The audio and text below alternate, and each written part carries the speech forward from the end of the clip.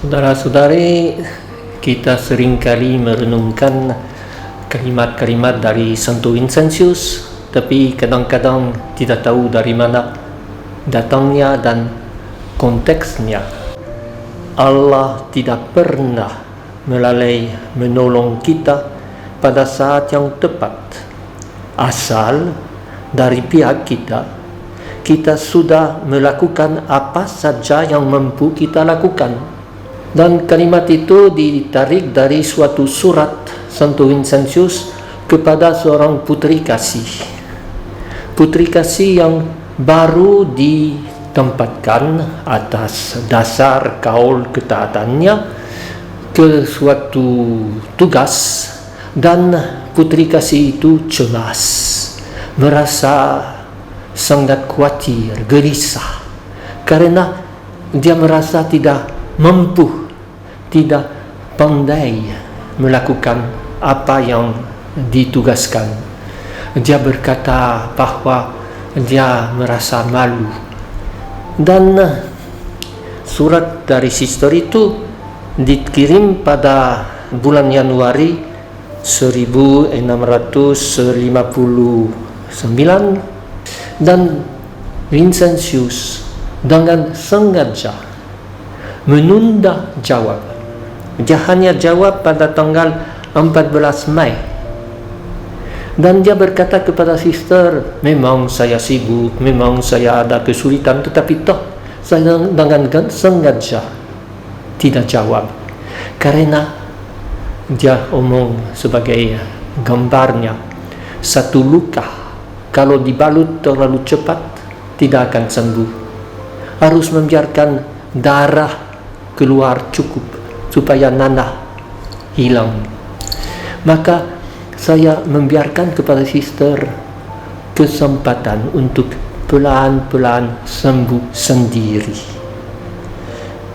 Inilah yang buat Vincentius sangat bijaksana. Dia tidak langsung mau menghibur. Dia berkata, sister sudah mengalami hal yang sama dulu, dan sudah karena minta nasihat dari Bapa rohani sister, sudah berdoa kepada Allah, kepada Maria, kepada Orang Kudus, sudah juga melaksanakan keputusan-keputusan dari retret sister, maka akhirnya sister sembuh sendiri. Dan dia katakan, saya yakin bahwa ketika sister akan menerima surat saya, tidak ada lagi keluhan, sudah sembuh. Dan dia toh memberi nasihat yang sangat penting dalam keadaan itu. Dia katakan, sister, ingatlah kata Santo Paulus, Allah selalu memilih orang yang paling tidak dihargai secara duniawi untuk membuat malu orang-orang yang anggap diri pandai dan begitu hebat. Sister dipilih. Memang haruslah sister dengan rendah hati mengakui bahwa tidak layak. Haruslah sister merasa bahwa bukan tempatnya, tetapi toh Allah mengutus melalui ketaatan, melalui perintah dari atasanmu, maka pergilah. Kalau nanti sukses, tidak mungkin nanti sister berkata, oh ini karena aku pintar, tetapi justru karena aku tidak pintar dan Allah kerjakan sendiri. Ini suatu ajaran yang paling penting untuk kita.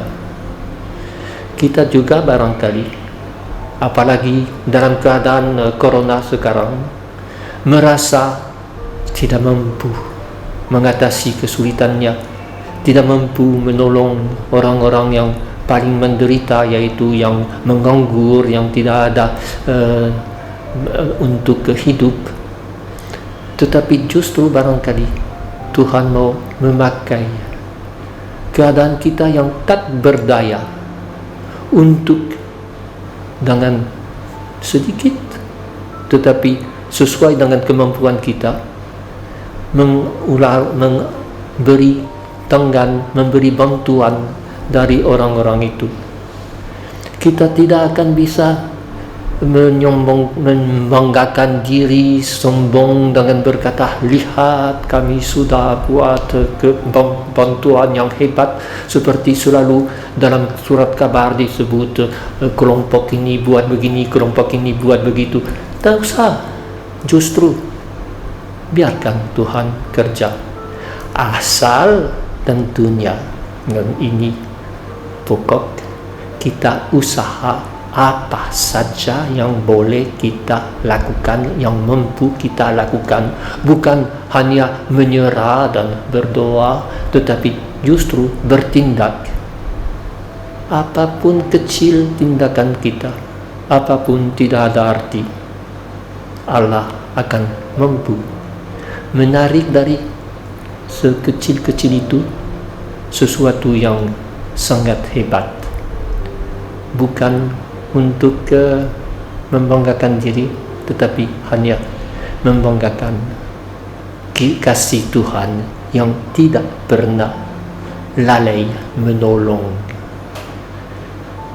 Paulus dalam surat yang saya sudah sebut tadi, 1 Korintus bab 1 sudah berkata, jangan membanggakan diri pada apapun kecuali pada Yesus dan Yesus yang disalibkan.